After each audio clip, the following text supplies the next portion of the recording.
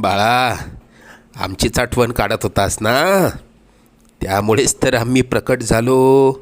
अरे मायबाप मानतोस ना आम्हाला, मग तुला पैशांची गरज असताना सांगायचं ना. कोणापुढेही हात पसरू नकोस. लोक 2-4 हजारांची मदत करतीलही, पण तुझ्या मागे सर्वांना तुझी मजबुरी हसत सांगतील. आता तुला कोणापुढे हात पसरण्याची वेळच येणार नाही. तू आजपर्यंत भरपूर दुःख सहन केलंस.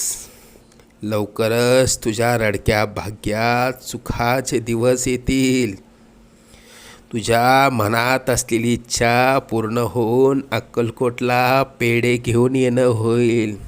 येशील ना आम्हाला भेटायला अक्कलकोटला? सगळं मनासा